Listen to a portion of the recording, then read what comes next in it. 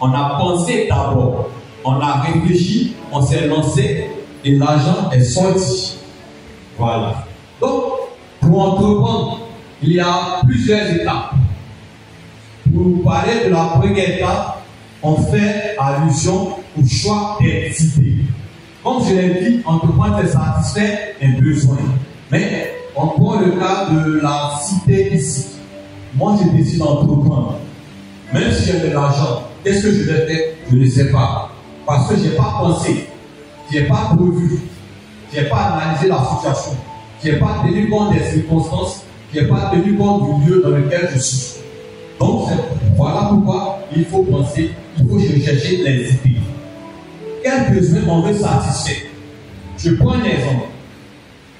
On est à la cité ici, il y a plusieurs. Bon, regardez, on ne va pas aller loin, vous voyez le kiosque qui est là. Voilà, il s'est dit, généralement quand les gens viennent les mater, ce n'est pas tout le monde qui a le temps de manger. Donc pourquoi ne pas faire un petit kiosque à côté? Si vous remarquez, dès qu'on finit les cultes, pratiquement, je peux dire, peut-être 10-15 personnes vont là-bas peut-être prendre un café, peut-être spaghetti, rognon ou un petit stade de lait. Vous voyez? Donc lui, la pensée, il s'est dit, ah, si je satisfais ce besoin, ça va me rapporter quelque chose. Il ne s'est pas dit, je vais chercher l'argent. Il s'est satisfait d'abord le besoin. Donc on réfléchit aux besoins qu'on veut satisfaire. On n'a plus le cas du kiosque, on va aller dans un autre domaine. On prend l'école primaire qui est là. Généralement, les enfants aiment les sucreries. Bon, je ne demande pas d'exagérer. Ils aiment les sucreries, les bonbons, les gâteaux. Donc moi, je peux dire, mais si les enfants aiment les bonbons, pourquoi ne pas ouvrir un petit commerce de bonbons devant l'école primaire? Voilà un besoin que je vais satisfaire. Je prends le cas des nouveaux quartiers. Bon, généralement, dans ces quartiers, on arrive, le voisin ici, moi je suis là-bas, moi je suis là-bas, l'autre est ici. Et quand on veut faire nos courses, on est obligé d'attendre de sortir de la zone pour pouvoir faire nos achats. Par contre, si moi je viens, je dis, je vais déposer une boutique ici. Les gens ont besoin de quoi? Du sucre, du riz, du lait, de l'huile. Vous voyez, on sent ces idées qu'on commence à développer. Si on a besoin de riz, pardon, du riz, du lait, du sucre, c'est qu'on va cuisiner. Donc pourquoi ne pas faire un dépôt de gaz? Parce qu'aujourd'hui, bon, c'est rare de voir les gens utiliser le charbon. On tend tous vers le gaz. Donc si j'ai un dépôt de gaz là, ça va arranger.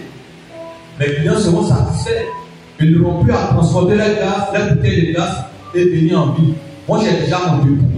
Donc je peux aider ces clients là. On ne parle pas de l'argent encore. Hein. Je dis encore. On n'a plus le cas des écoles primaires, qu'on appelle des restaurants, des dépôts de gaz. On s'est dit, les week-ends, on peut avoir une chance, donc on va vouloir peut-être retirer de l'argent sur notre compte mobile money. Mais si moi je viens, je dépose un point de transfert là, prenez le cas de la cité, les dimanches, il a combien de points de transfert d'argent ici? Ils ne sont pas nombreux. Et quand c'est comme ça, ceux qui travaillent les dimanches sont sauvés parce qu'ils ont plus de clients. Parce que généralement, ce sont les week-ends où on a le temps pour faire nos courses, pour faire nos retraits, nos petits dépôts. Donc voilà quelques besoins qu'on essaie de satisfaire. Je vais encore dans le cas des travaux, le bâtiment, tout ça. Quand on travaille dans le bâtiment, on aura besoin d'outils. Donc si je me lève là, mais les maçons, ils ont besoin peut-être de brouettes, de pelles, de tabac, de pioches, ainsi de suite. Donc pourquoi ne pas ouvrir une petite quincaillerie? Quand il parle de quincaillerie, va parler peut-être de l'électricité. Quand il parle de l'électricité, va peut-être parler de plombier. Si moi je suis électricien, j'aurai forcément un ami plombier. Donc si je viens acheter mes outils, si je vais dire à mon ami, ah pardon, il y a un vieux père dans le quartier là, qui vend des appareils de très bonne qualité. Donc viens, on va acheter ici. Vous voyez? Et c'est comme ça qu'on développe les idées. Il y en a tellement d'idées qu'on ne pourra pas parler de tout. Donc tu réfléchis, ah ici, les gens ont besoin de quoi? Qu'est-ce que je peux apporter de plus qu'il n'y a pas? Quels sont les restaurants? Bon, il y a plusieurs restaurants à la cité. Donc si tu veux faire un restaurant, bon, peut-être ça sera un peu compliqué. Vous allez limiter encore sur la petite clientèle. Donc pourquoi ne pas faire autre chose? s'il y a plusieurs collèges ici, pourquoi ne pas faire une petite librairie en face ou bien en bordure de la route? Comme ça, les élèves n'auront plus à aller à la tête grande librairie pour pouvoir faire les achats. Moi, je suis devant le collège, je suis devant peut-être l'université, ou bien devant l'école primaire. L'enfant a besoin d'un cahier, d'un stylo. Il faut, il dit, ah, tonton, je veux un stylo. Vous voyez? Ce sont les besoins qu'on cherche à satisfaire. Donc, une fois qu'on a ciblé tous ces besoins, on va penser maintenant à l'activité qu'on veut réaliser. Vous voyez? On a ciblé tous les besoins. Ici, les gens ont besoin de temps, telle chose, telle chose, telle chose, telle chose, telle chose. Ok. Donc, j'ai fait une liste. Je j'essaie de voir ici qu'est-ce que je peux faire qui va marcher. Donc, je commence à réfléchir. On ne parle pas d'argent encore, hein. On est sur la réflexion. On commence à réfléchir à, bon, on a vu ici, ils ont besoin de temps, ils ont besoin de temps, ils ont besoin de temps, ils ont besoin de temps, ils ont besoin de telle chose. Et on commence maintenant à cibler une activité. Une fois que l'activité est ciblée, on va passer à la planification. La planification, c'est quoi? C'est-à-dire, je dis un point A pour aller à un point B. Mais sur la route, il y aura plusieurs obstacles. Donc, comment je vais éviter ces obstacles-là? Comment je vais passer du point A au point B tout en limitant les risques? C'est pourquoi on parle de planification. Vous voyez, je ne peux pas me lever pour dire je vais aller me mettre dans l'élevage sans maîtriser le domaine, sans déjà planifier tout ce que je vais faire dans l'élevage. Parce que tu vas faire de l'élevage. Bon, peut-être c'est de la volaille, peut-être du bétail. Je prends le cas du bétail. Bon, on nourrit les bœufs avec quoi? Vous voyez? Les bœufs seront nourris avec quoi? Est-ce qu'on n'aura pas besoin de vétérinaire? Est-ce qu'on n'aura pas peut-être besoin de je dis n'importe quoi, peut-être de voir d'autres éleveurs pour pouvoir nous aider? Toujours dans le cadre de la planification, on peut parler aussi de formation. Parce que quand tu veux lancer quelque chose, il faut maîtriser ça dans tous les détails. Je ne veux pas dire je vais vendre chaussures sans savoir, ah, ici, là, quelles chaussures sont beaucoup. Je vais vendre habits sans savoir c'est quel genre d'habits les gens aiment porter. Je vais vendre du pain sans savoir quel type de pain les gens aiment. La preuve, quand il est 18h40, vous voyez le rang à sauce aussi. Pourtant, il y a beaucoup de boulangeries à côté. On ne peut pas aller à la côte aussi parce qu'ils ont peut-être quelque chose de plus que les autres n'ont pas. Ils ont su maîtriser ce domaine-là. Vous voyez? Donc, quand il est 19h, on dit à la face, aussi on dit à pain. Parce qu'ils ont eu le temps de planifier. Ah, les gens viennent à partir de quelle heure? Non, à partir de quelle heure on va produire telle quantité. Sinon, tu peux aller le matin, si on se met, mais bon, la bouche pas trop. Les soirs sont beaucoup. Mais les week-ends, ça sort plus le matin que le soir. Donc, c'est ça qu'il faut maîtriser. Vous voyez? On vient dans l'élevage du bétail. On sait que les têtes, les bœufs, les moutons sortent beaucoup pendant les fêtes de nos frères. Donc, si tu t'es élevé, tu n'as pas maîtrisé les bétails, tu vas peut-être élever peut-être des bœufs, des moutons, des capris, des chèvres, n'importe quoi, sans savoir à quel moment ce bétail-là va sortir. Là encore, on revient sur la maîtrise de notre domaine. On veut vendre le gaz. Bon, les bouteilles de gaz, on sait tous qu'il n'y a peut-être pas un grand dépôt de gaz à 100 pétrole ici. Donc il faudrait que les bouteilles viennent d'Abidjan. Mais quand tu vas aller vers quel fournisseur peut t'arranger? Si tu es dans une zone où il n'y a pas de l'accès est difficile, tu dois tenir compte de ça. Parce que quand le camion va arriver, eux ils vont déposer peut-être au bord de la route. Donc comment tu vas transporter tes bouteilles jusqu'à ton dépôt? Et là encore, il y a une planification. Vous voyez? On prend encore le cas des vendeuses au marché. Bon, je prends le cas des fruits.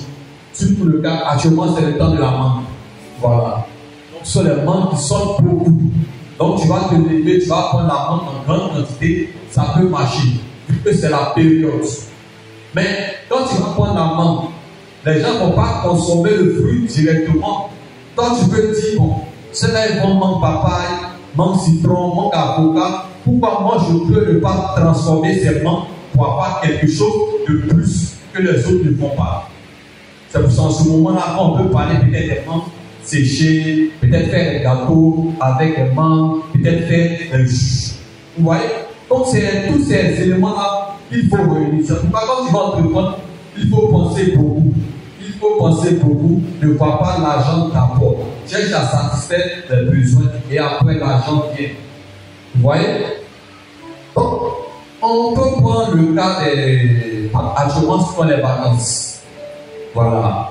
Certains sont allés dans d'autres villes, d'autres sont venus. Mais moi je peux dire, généralement pendant les vacances, pourquoi ne pas créer une petite activité qui va me rapporter?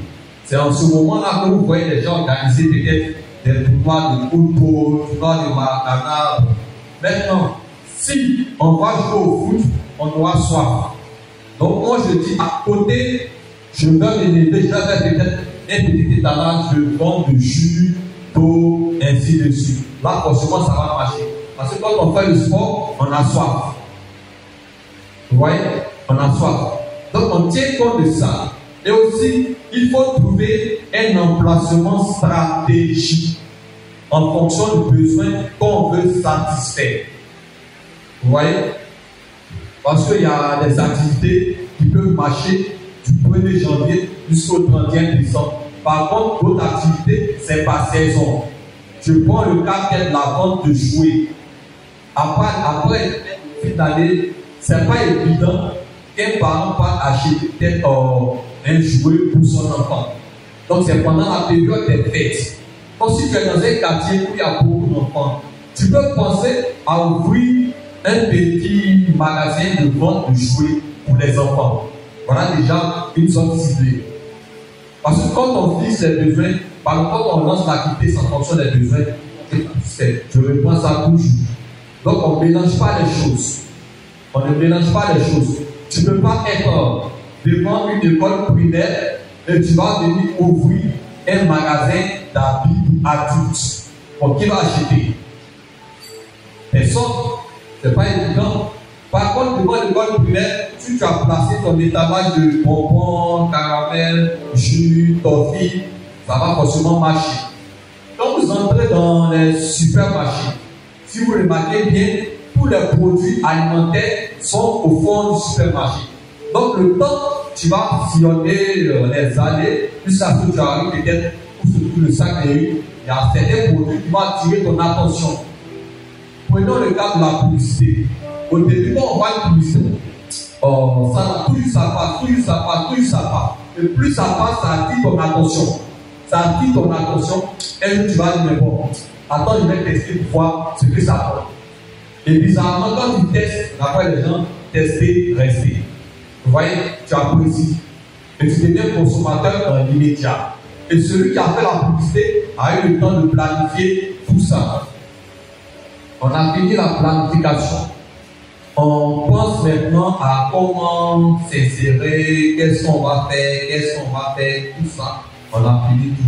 Mais entreprendre, ce n'est pas gratuitement. Voilà.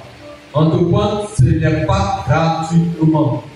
Il y aura des ressources qui vont entrer en ligne de compte. Comme on a dit dans le départ de la définition, c'était réunir plusieurs facteurs pour produire des biens et services qui vont satisfaire la clientèle.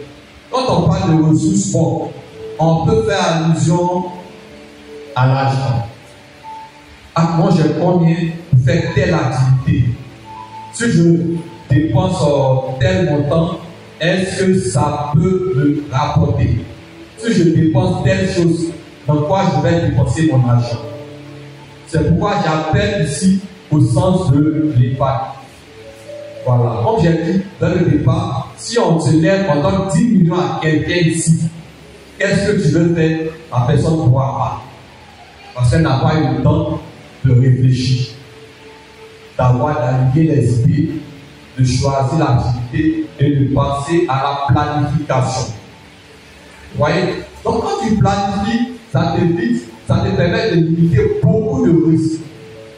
Il y a des choses que tu peux éviter. Actuellement, nous sommes en saison pluvieuse. Qu'est-ce qui peut marcher? Ce sont les parapluies, les imperméables. Donc c'est le moment. Quand tu as une petite stock, même si tu sors, forcément il y a 2 ou 3 personnes qui vont te demander le prix. Et quand ils vont te demander, sur les 2 ou 3 personnes, il y a une personne qui va acheter. Et c'est comme ça qu'on attire la clientèle. Si vous remarquez souvent dans certaines villes, quand vous sortez des banques, il y a des vendeurs d'appareils. Donc ça c'est plus au plateau qu'on voit ça. Poisson que toi, je ne pense pas. C'est plus au plateau. Dès que tu sors, on veut payer un téléphone, c'est une dernière génération. Il y a Jésus, il y a tel monde, il y a tel. Parce qu'ils savent que les gens sont allés faire des retraits. Mais par contre, si tu n'as pas planifié, ton argent va rentrer dans tout ça. Or, le vendeur, lui souhaite que ton argent se finisse dans ce qu'il a exposé. Donc, il a réfléchi. Il a réfléchi. Ah, s'il va chez toi, ça sera difficile. Quand vous prenez les jeunes, bien les filles qui font la promotion de produits, moi, je peux m'aider. Je dois même te parler d'un produit. Au départ, tu n'auras pas envie d'acheter. Mais tel que je vais m'exprimer, tu vas faire sortir de l'argent. Il y a, bon, si vous allez beaucoup avec gens dans les bus des étudiants, il y a un jeu qu'on appelle torfitologie. Bon, certains ont entendu parler de lui. Il vend torfi. Mais quand il te parle de son torfi, tu es capable d'acheter torfi en 6 places. Parce qu'il a pris le temps de réfléchir. Ah, je ne vais pas venir bonjour à torfi. Non, ça ne va pas prendre. Il faut lancer quelque chose qui va attirer l'attention. Il rentre en philosophie, il sort en mathématiques, après il vient en anglais. Tu vas dire, attends, c'est quel vendeur de torfi qui a fait les anglais de lui là? Lui, il fait son travail, mais toi, tu ne sais pas. Il va tellement parler à lui, mon frère, mon torfi. Tu vas acheter. Et lui, ça l'arrange. Vous voyez? Donc, lui, il a fait son profit. Et après, il pourra maintenant parler de ses bénéfices, tout ça. Donc, maintenant qu'on a fini la planification, on va passer au financement. Bon, quand on parle de financement, c'est quoi? C'est l'argent qu'on va décaisser pour pouvoir entreprendre. Mais moi, je conseille à tout le monde, si tu veux entreprendre, il faut savoir gérer ton argent. Il faut savoir gérer ton argent. Parce que tout part de là. Quelqu'un qui ne sait pas gérer, c'est pas ce que vous entendez, il y a des entreprises qui sont montées en puissance et quelques années après, elles ont chuté. Par contre, il y a d'autres qui sont allés pas à pas. Aujourd'hui, les entreprises-là sont au sommet. Elles sont en train de racheter les entreprises qui coulent. Ça se voit beaucoup dans le domaine des finances, surtout avec les banques. Voilà. Donc, je ne vais pas faire trop de publicité au niveau des banques, mais bon, on sait de quoi je veux parler. On va planifier maintenant nos finances. On va aller maintenant au niveau des finances. Donc, je disais, tu vas entreprendre pour savoir gérer ton argent. Parce que quand tu parles de gestion d'argent, tu parles de budget. À la fin du mois, quand on teste le message, on reçoit un message que le virement est passé, automatiquement, on commence à planifier. Je vais acheter ça qui est combien? Je vais faire telle dépense, je vais faire telle dépense, telle chose, telle chose, telle chose, telle chose, sans oublier qu'il y a la dîme qu'on va mettre de côté. Et tout ça, c'est une histoire de gestion. C'est une affaire de budget. Donc, si tu ne sais pas faire un budget, il te sera difficile. Bon, tu vas vendre chaussures. Bon, chaussures que tu veux vendre là, tu vas mettre combien dedans? Ça va te rapporter combien? Donc, tu économises combien en fonction de ce que tu veux dépenser. Mais une fois que tu n'as pas fait ça, on va te donner 10 millions, tu vas prendre ce que tu as acheté. Parce que tu n'as pas eu le temps de planifier, tu n'as pas eu le temps de voir qu'est-ce que je vais dépenser, qu'est-ce que je vais faire, qu'est-ce que je vais faire. C'est pourquoi on demande aujourd'hui aux gens d'épargner. Il y a plusieurs types d'épargne. Tu peux avoir ton argent, tu vas dire bon, tu vas déposer sous ton lit, tu vas déposer dans ton tiroir, tu vas mettre ta caisse, tu vas aller déposer sur un compte, tu vas te rapporter des intérêts, mais bon, c'est en fonction de du projet qu'on va réaliser qu'on épargne. Si moi je veux construire une maison d'ici 2 ans, c'est pas 1000 francs, je vais mettre à côté. 1000 francs sur combien de temps? Est-ce que ça va acheter le terrain? Ça ne peut pas. Par contre, si je veux vendre habits, j'ai une idée du montant, j'ai une idée des habits que je veux vendre. En fonction de ça, je commence à épargner. Chaque mois, je mets de l'argent de côté. Chaque mois, je mets de l'argent de côté. C'est pourquoi il y a certains écoles qui disent toujours notre loyer ne doit pas prendre plus de 25% de notre revenu. Donc, pendant qu'on planifie le loyer, on planifie aussi l'épargne. Ah, j'épargne combien chaque mois, j'épargne combien chaque semaine, où j'épargne. Vous voyez, on est en Afrique, souvent on peut se dire, aujourd'hui là, non, mon argent, là, ça va m'aider, touche pas. Il est mis à côté. Mais 2 minutes après, le téléphone va sonner. Tonton patron est blessé. La vieille va appeler, papa va appeler, il va appeler, il va appeler, ils vont appeler.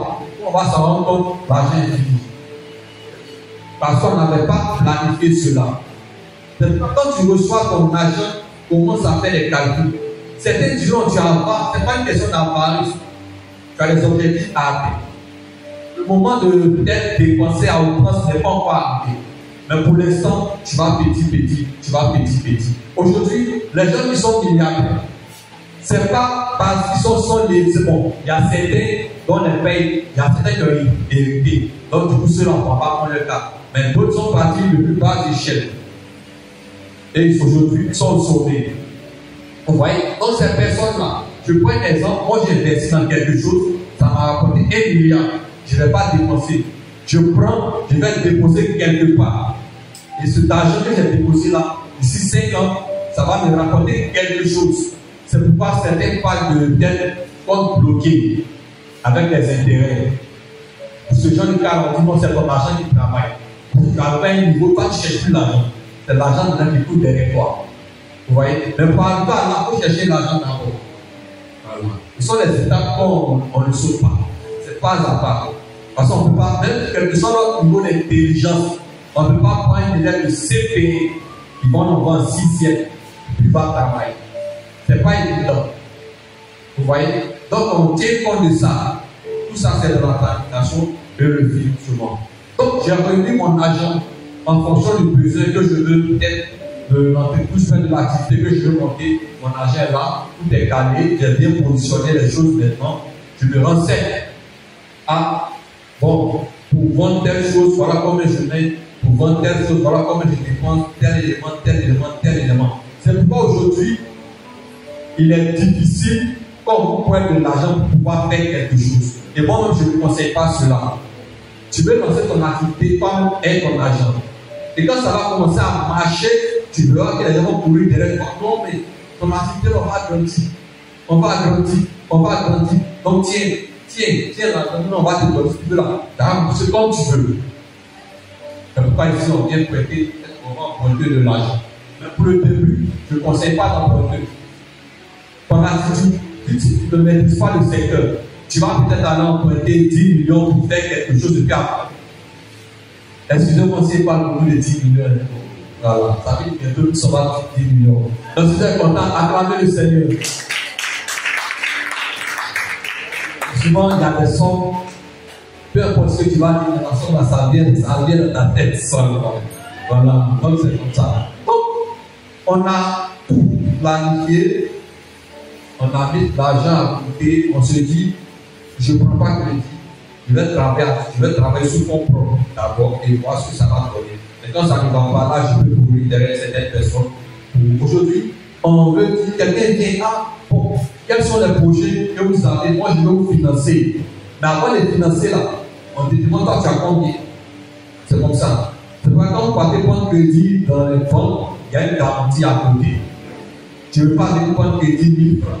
Et puis toi, tu n'as pas de garantie. Bon, on t'a donné l'argent. Est-ce que tu finances de retour? Tu es parti avec un argent, on fait comment pour avoir ton argent? Par contre, quand tu as une garantie, on dit, bon, peut-être la garantie va dépasser peut-être 20% du montant de ton prêt. Donc, si tu allais prendre 10 000 francs, la garantie mais peut-être le bien que tu vas faire peut-être 12 000 francs. Comme ça, si tu n'as pas remboursé ton CSI, le bien de 12 000, on vend, on prend notre argent, puis le reste, on te donne, tu fais ce que tu veux faire. Là, c'est pour quelqu'un qui est venu directement emprunter. Mais pour quelqu'un qui a épargné, si tu as épargné, tu vas réfléchir beaucoup. Tu ne vas pas dépenser ton argent inutilement. Tu auras une bonne gestion de tes finances. Tu auras un bon budget. Parce que quand on parle de budget, on fait allusion à ce qui rentre et puis ce qui sort. Bon, le mois, dans le mois, s'il y a peut-être un salaire de peut-être 100 000 francs, je mets combien à côté, je dépense combien, il a combien de touches, je ne sais plus comment le dire, il y a un stock de sécurité qu'elle a. Je fais un effort pour ne pas toucher. Et quand il n'y a plus d'issue, là je peux aller vers mon stock, pour toucher légèrement. Maintenant je touche, c'est l'intention de rembourser après. Donc voilà un peu. Donc on a recherché les idées, on a vu l'activité dans laquelle on va exercer, l'activité dans laquelle on va exercer. On a pensé à la planification, formation, maîtrise du secteur, on a pris connaissance. Souvent, on peut avoir besoin de certaines personnes pour nous aider. Je suppose qu'ici, on n'a pas tous la compétence dans l'élevage. Donc, on peut faire appel à un expert ou bien quelqu'un qui a une maîtrise du domaine pour nous aider. Ah, je vais lever un mouton. Bon, les moutons, ils ont besoin de quoi? Je vais lever un poulet. Les poulets ont besoin de quoi? Ils nous disent tous ces besoins. Et ensemble, on tient compte de ça, ça c'est dans la planification. Voilà. Donc, on a fini la planification, on a parlé de financement. Chacun sait comment il va financer son activité maintenant. Si je vais aller prendre de l'argent ailleurs, moi-même j'ai ma propre épargne, ou bien j'ai d'autres éléments, il y a des gens qui sont là qui peuvent m'aider, tant mieux. Mais le plus important, il faudrait qu'il y ait une bonne gestion des finances. On peut te prêter de l'argent et puis tu peux ne pas savoir l'utiliser. C'est pourquoi je disais qu'il y a des entreprises qui sont nées aujourd'hui, ces entreprises-là sont tombées parce qu'elles ont eu l'argent, elles n'ont pas su gérer. Tu peux lancer ton activité et mettre certaines personnes pour gérer, vu que toi tu n'as pas le temps, mais si ces personnes-là n'ont pas l'amour de la chose, n'ont pas la même vision que toi, ça peut ne pas marcher. Comme on le dit, tu peux t'amener pour là aussi. Tu vas te mettre avec 3 de tes amis.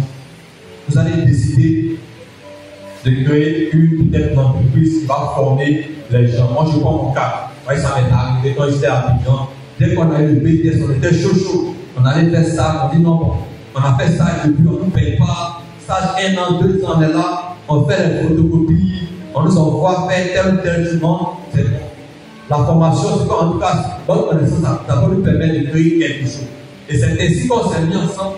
On a planifié pour dire, toi tu maîtrises l'informatique, c'est ton domaine. Toi tu maîtrises la comptabilité, c'est ton domaine. Toi tu maîtrises le marketing, c'est ton domaine. Et c'est comme ça. Puisque la réunion de plusieurs idées donne une idée. C'est ce qu'on appelle l'idée de telle synergie. On se met ensemble et puis ça donne quelque chose de bon. Comme on le dit, 1 plus 1 est égal à. Répondez. Normalement c'est 2, mais à l'église, puisqu'on dit union fait la force. Donc 1 plus 1 est égal à 1. Vous voyez? Et c'est comme ça qu'on a décidé de travailler. Mais malheureusement, on n'avait pas les mêmes idées. Il y a certains qui pensaient déjà à l'argent qu'on allait avoir. Il y a d'autres qui se disaient, mais si moi je démissionne, peut-être le mois je touche 500 000, je vais démissionner et je vais venir travailler avec vous. Est-ce que je pouvais faire face à mes charges? Il a dit ça une fois, et 2 fois, ça a commencé à influencer les autres. Donc il a raison. L'autre dit non, mais attendez d'abord, les gens commençaient petits, et puis aujourd'hui ils sont sauvés. Maintenant, on est plus au stade de petit. Non, on veut gros d'abord. Ça, c'est quelqu'un qui a un besoin de richesse de l'argent, sans vouloir satisfaire les besoins. Vous voyez? Et c'est ce qu'on a fait, malheureusement. On a bavardé 2017 jusqu'à 2023. On n'a rien eu sur pied. Parce qu'on n'avait pas les mêmes visions. Chacun avec ses objectifs. Un voulait donner la connaissance aux autres. L'autre voulait chercher l'argent. L'autre voulait être moi, comme je suis le plus fort, c'est moi je dois avoir beaucoup. C'est pourquoi quand on dit qu'il y a 2 personnes qui se partagent 1000 francs et puis il n'y a pas là, c'est qu'il y a quelqu'un qui veut 100 fois de plus que l'autre. C'est pas possible. Vous voyez? C'est pourquoi quand tu fais ce genre de choses, on va avoir la même vision. Si moi je dois partir à gauche, toi aussi allons à gauche. Et tout en sachant, il y a des risques. Voilà. Parce que quand tu vas répondre, il faut aussi savoir qu'il y a des risques. Les activités peuvent ne pas marcher au début. Mais il faut te dire, mais bon, comme on le dit, c'est un forgeant qu'on devient forgeron. Aujourd'hui, les grands footballeurs, on a vu là avant, Voilà, c'est pas au stade où c'était pas comme ça dans les débuts. Il y a certains gars, on ne voulait pas que aujourd'hui là, on sait où ils sont, on voit le nombre de trophées qu'ils ont, on voit l'argent qu'ils ont. Et les gens disent aussi, mais l'argent, pardon, le salaire ne rend pas riche. Moi, j'ai envie de poser la question, c'est quel salaire? Parce qu'il y a salaire, il y a salaire. Même quand tu entreprends, il faut te fixer aussi un salaire. Sinon, tu risques de finir ton argent. Tu vas dire non, c'est mon argent. J'ai eu des 10 millions, je prends encore, je m'en vais gaspiller. J'ai eu des bénéfices, je prends, je m'en vais gaspiller. Parce que la société m'appartient, l'entreprise m'appartient, je fais ce que je veux. Et ça, c'est ce qui n'est pas bon. Ça peut te faire couler. C'est pourquoi on te demande, tu as ton entreprise, quand le mois finit, il faut te fixer un salaire. Ah, voilà combien je dois prendre comme salaire. Ça peut faire aussi partie de tes charges. Excusez-moi, je regarde l'heure. Ça peut faire aussi partie de tes charges. Il tient compte de tous ces paramètres-là. Vous voyez, il y a tellement de choses à dire. Plus on avance, c'est comme s'il y a des sous-termes qui se développent. Tout à l'heure, on est venu parler de quoi? On a parlé de financement. Mais tout se rejoint dans l'entrepreneuriat. Parce que pour un bon entrepreneur, c'est quelqu'un qui parle aussi beaucoup. Voilà. Parce que quand tu entreprends, tu veux réduire tes dépenses pour gagner beaucoup. Mais ça aussi, ça passe par la planification. Qu'est-ce que tu vas vendre en achetant à petit prix que tu vas vendre à gros prix? Il y a ça aussi. Vous voyez? Bon, quand il y a de grandes cérémonies, on invite des autorités, peut-être des présidents, des chefs d'entreprise. C'est en ce moment, il y a des gens qui profitent pour parler de leurs produits. Ah, pousse. Il y a mon vieux père qui font des maisons, 10 chambres, ça, bien espacées. Et tu parles tellement bien de le dire, ok, avance sur le terrain. Et là, comme on le dit, là, tu peux prendre peut-être une maison sans être propriétaire de maison. Tu as vendu la maison, comme tu m'as aidé à avoir de l'argent, tiens ton bénéfice, pardon, tiens ton comptable, ou bien tiens ta commission. Ça fait quelque chose. Il y a des gens qui sont là comme ça, qu'on appelle peut-être des commissionnaires. Eux, ils sont là, ils essaient de mettre 2 personnes en contact. Et après, lui, il a son bénéfice, ou bien peut-être il a sa commission. Et c'est comme ça. Donc, on dit entrepreneur, c'est pas forcément créer peut-être avoir un grand bâtiment, vendre quelque chose, transformer. Non. On a parlé dès le départ de la richesse des besoins à satisfaire. On peut, moi, je ne l'ai pas forcément pour dire non, je m'en vais acheter une voiture.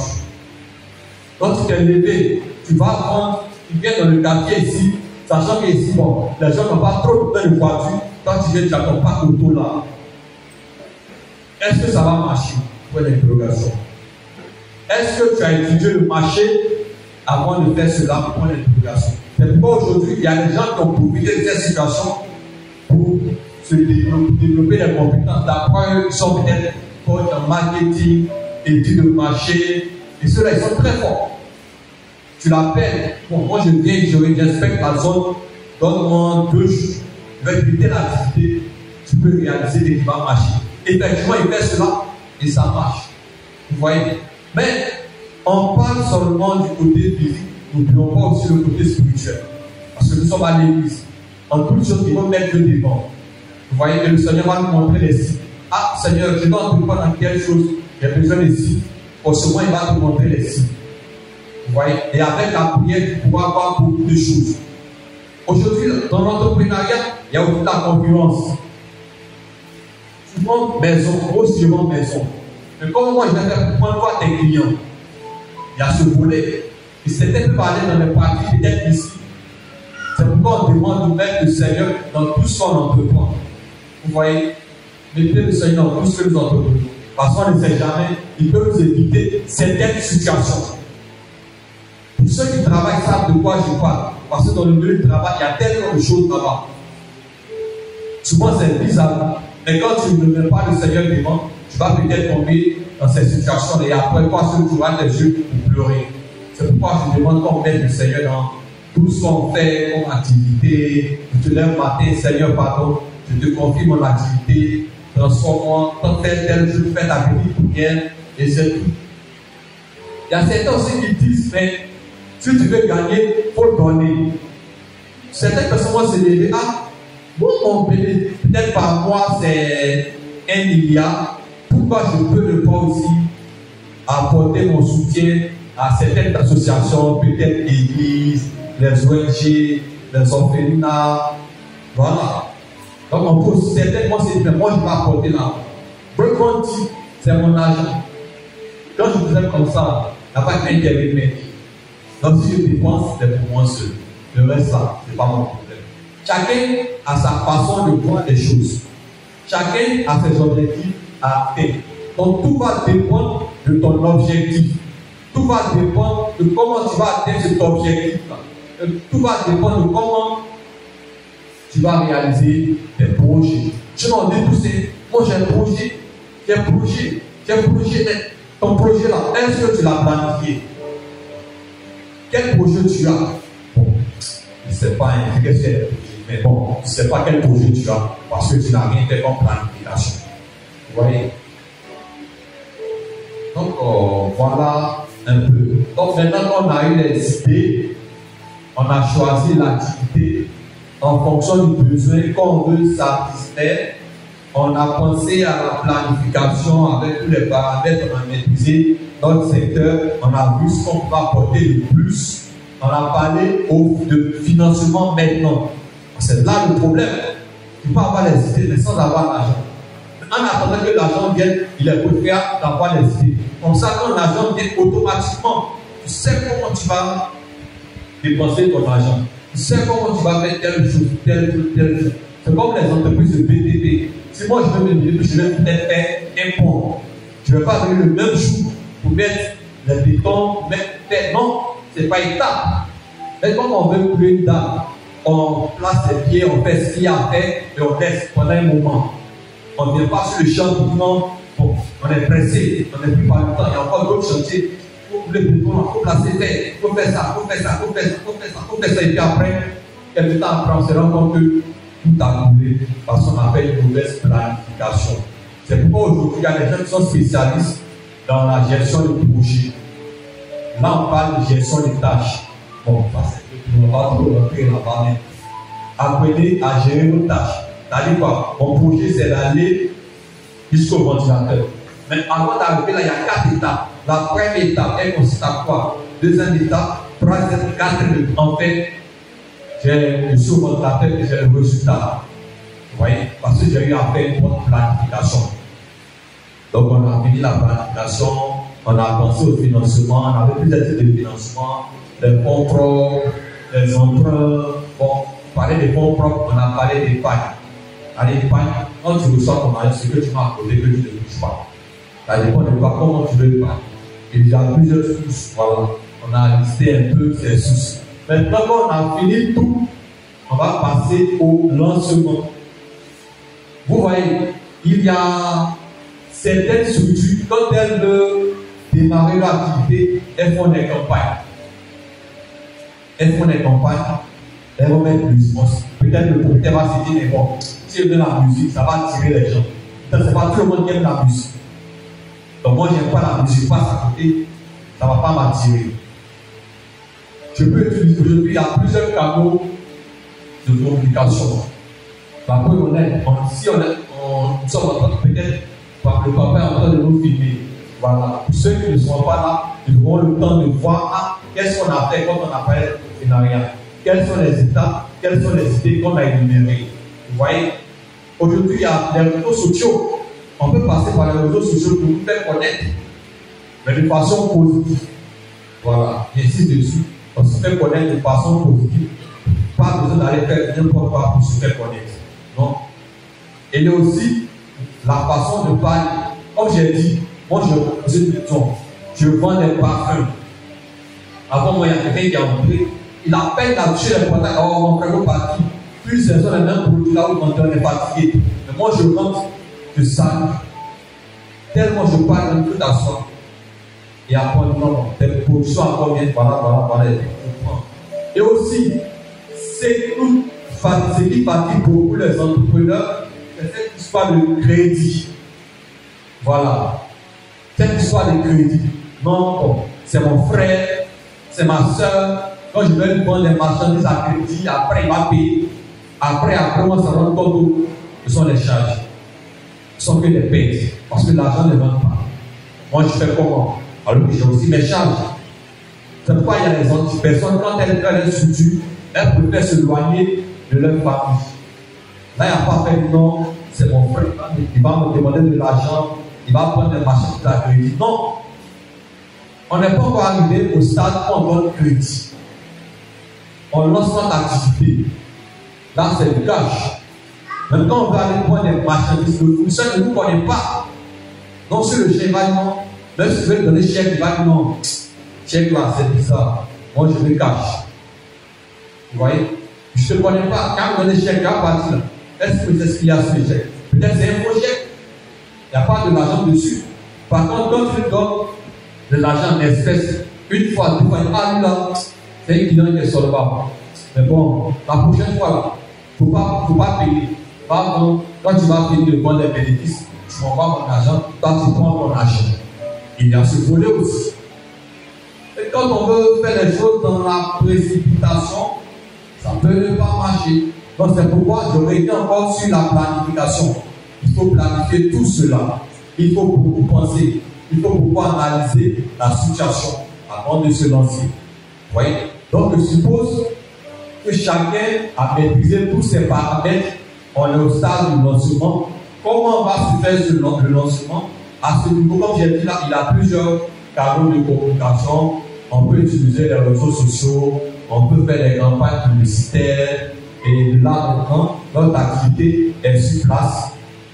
Et les choses commencent à marcher. Donc, je vous remercie. Comme on est un peu pris par le temps, on va stopper et on va passer aux séries de questions. Pendant qu'on parlait, s'il y a un point que tu n'as pas compris, c'est le moment de poser ta question. Ah, il y a tel point que je n'ai pas compris. On pourra encore expliquer.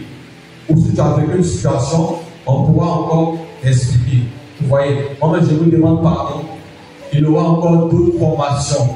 Mais de grâce, venons à l'heure. Voilà.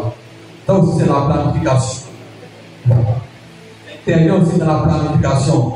On vient à l'heure, on a le temps de voir beaucoup de choses. Et puis, voilà. Donc, c'est un peu ça. Donc, sur ce, je vous remercie.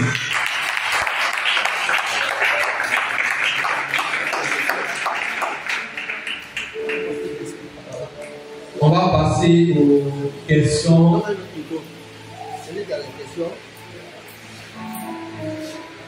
La question, c'est pas, je ne suis pas le seul à répondre. Voilà. Si tu as une réponse, tu pars pour on ne sait jamais. Peut-être ton idée peut être une connaissance de plus. Les questions. Est-ce qu'il y a une question? Voilà, c'est ouvert. C'est une première question. Ceux qui ont des préoccupations. Peut-être j'ai une activité, tu veux peut-être là-bas, qui ne développe pas. Tu veux peut-être demander des conseils de le faire. Les questions sont ouvertes.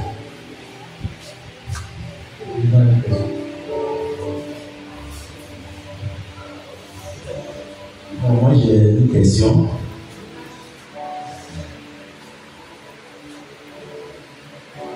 Je voulais savoir quelle stratégie adopter pour faire face à la concurrence.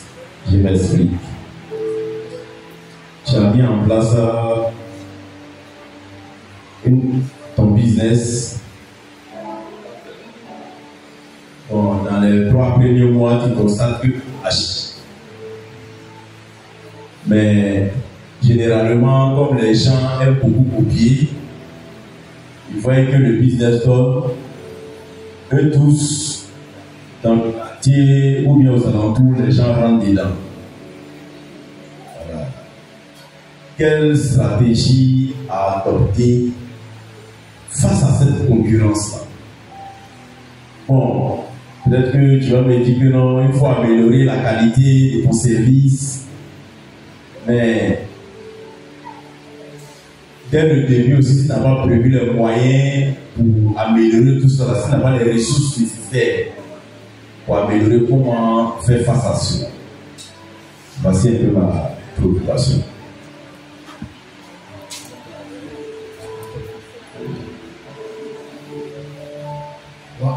C'est pour répondre. Ok, allez. Ah d'accord, ok. Voilà, donc notre papa a posé une question très pertinente. Comment faire face à la concurrence? Voilà. On voit, je me lève, je mange chaussures, quelques temps après, mon voisin mange chaussures. Et moi aussi, on mange chaussures. Moi, j'ai commencé. Est-ce que j'arrête? Qu'est-ce que je fais? Donc, c'est la question que notre papa a posée. Il peut apporter une petite réponse.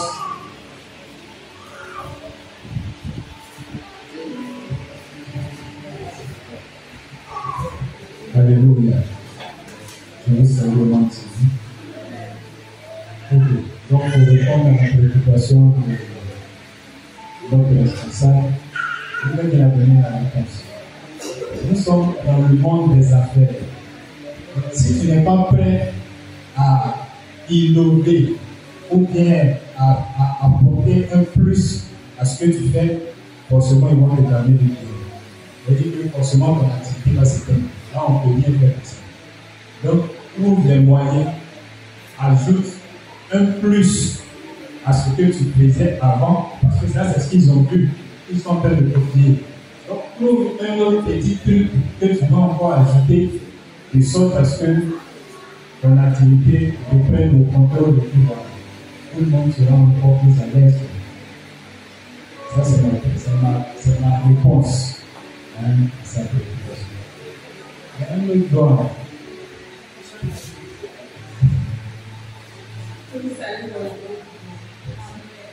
Moi, je pense qu'il faut avoir une longueur d'avance sur ses concurrents.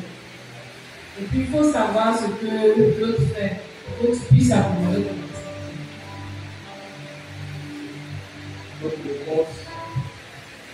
activité. Bon, quelqu'un a parlé.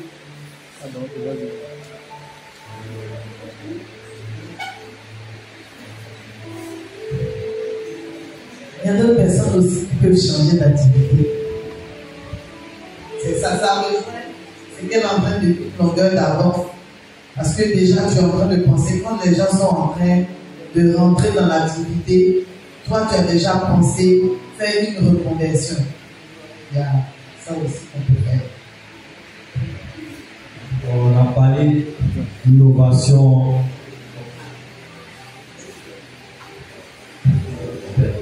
Moi, je voulais intervenir par rapport à la préoccupation du président. Parce que quand on dit concurrence, quand on parle de concurrence, c'est dans la même activité, pas de concurrence. La question, il veut maintenir son activité dans la concurrence. Qu'est-ce qu'il va faire? Je pense que c'est ça le président. Voilà, maintenir son activité dans la concurrence. C'est quand on dit concurrence, c'est par rapport à la même activité. Voilà. Donc, pour moi, comme les uns le disent, c'est la concurrence dans la même activité. Donc, il faut trouver une innovation dans l'activité que tu fais pour avoir une avance sur l'autre par rapport à ce qu'il fait. Je prends par exemple un exemple, parce qu'il faut toujours prendre l'exemple, parce que je ne sais pas de quelle activité dont tu parles. Je prends par exemple l'exemple il y a l'exemple de la restauration, il y a l'exemple aussi de ceux qui font la coiffure. Voilà, ceux qui font la coiffure. En général, dans l'activité que tu fais, il y a un prix que tu donnes pour. Tu vas prendre en compte un pack. Je prends un exemple. Je fais par exemple la coiffure.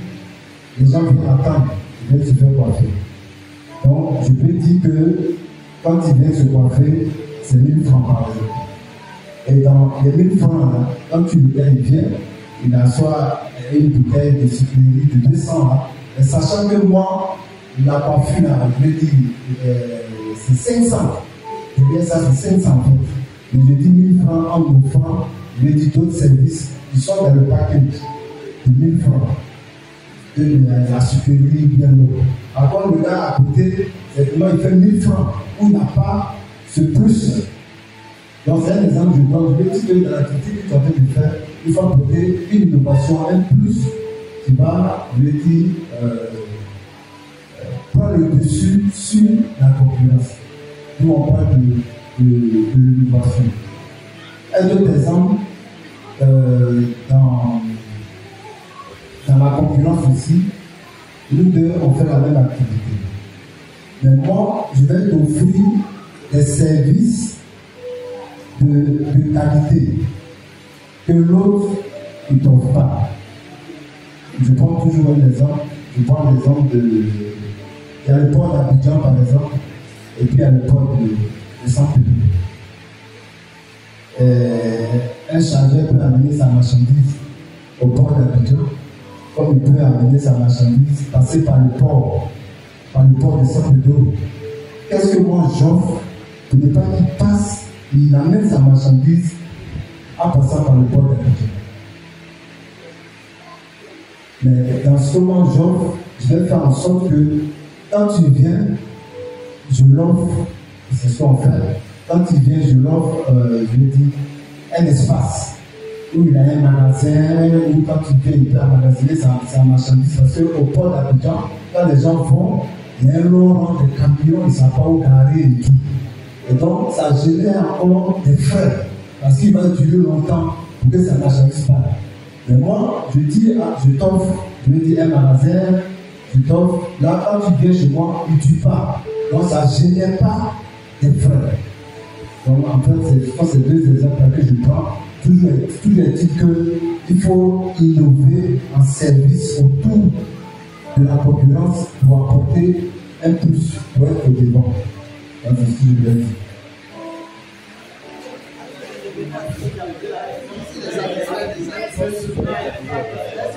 Vous voyez que c'est intéressant. On va faire saison 2. Non, vraiment, merci beaucoup à l'ancien. J'ai très bien compris.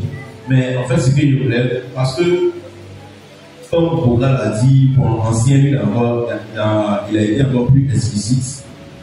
Mais l'innovation est par rapport à l'exemple que vous avez pris, l'innovation a un coût. Même si on prend dans le cas d'Orange et puis Wave par exemple, où il facturait les gens à 700 francs comme un frère. Mais du coup, quand l'autre s'est imposé à 1%, c'est un manque à gagner. Il faut bien s'adapter. Mais quand on veut dire, réellement innover là, ça a forcément un coût. Maintenant, ce coût-là, c'est ça ma question, hein, ce coût-là, quand tu viens de commencer le gouvernement là, comment faire face à ce coût-là? Tu as commencé l'activité bouge, l'activité marche. Mais il y a des petits malins dans le secteur, là, comme ils ont vu que ça bouge, certainement, peut-être qu'ils ont de l'argent, ils sont investis dans une activité. Mais pour que tu puisses faire la différence, il faut que tu innoves, ça c'est normal. Toute activité qui n'innove pas meurt. Mais cette innovation est un coût. C'est de ça que je veux parler.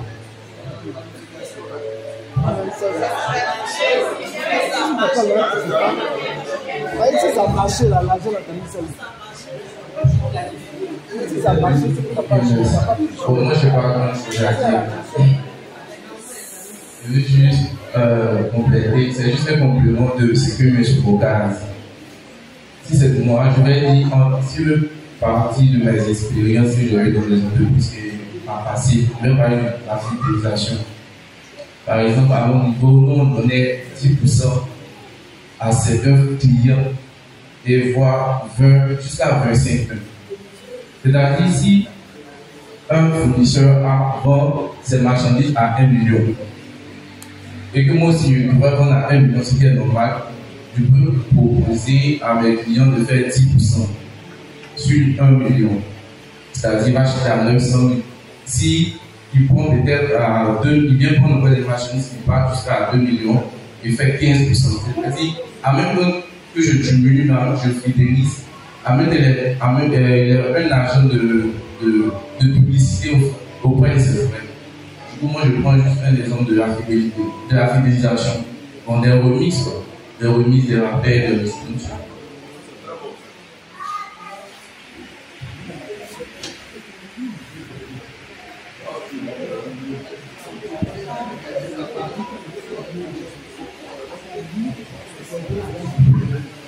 Je veux parler un peu.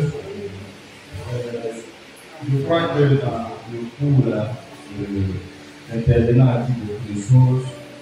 Normalement, l'innovation ne doit pas s'étendre celui qui a parlé de planification. Et il a dit qu'au début d'une activité, on ne cherche pas déjà l'argent. Parce que tu ne peux pas déjà commencer une activité et puis tu vas vivre comme ceux qui sont dedans il y a 3 ans, 4 ans, 5 ans. Dans un premier temps, c'est comment rentabiliser. Donc, dans cette histoire de rentabiliser, il y a l'épargne. Il faut viser sur l'épargne comme ça. Si tu as un concurrent direct, tu peux puiser dans ton épargne, innover. Et il y a le deuxième point où j'ai vu un peu en Afrique du Sud, même à Paris, ici aussi en Côte d'Ivoire, ça se fait. C'est que il est arrivé que sur le même alignement, tout le monde fait la même chose. Mais ils s'entendent à avoir presque le même prix. Mais toujours est-il que chacun a une petite touche à l'intérieur du sein qui maintient la clientèle. Donc, si tu dis là, tu vas le même poulet qui va au même prix, mais ce n'est pas le même goût certainement. N'est-ce pas? Donc, on peut peut-être essayer de se mettre en association, en groupe, on a le même prix, on a le même droit, on te plaint des mêmes choses, on réclame les mêmes choses, mais la seule différence, c'est la petite touche. Ça encore, c'est l'innovation. Parce que la façon dont moi je marine peut-être mon poulet, ça ne sera pas la même manière que l'autre marine son poulet, donc ça crée des petites différences. Sinon, je ne crois pas que l'intervenant peut dire voici combien ça va coûter l'innovation, et voici il faut prendre l'argent, ça va coûter. Mais chacun de mettre sa stratégie ou sa planification sur pied pour pouvoir innover s'il y a une concurrence directe. Merci.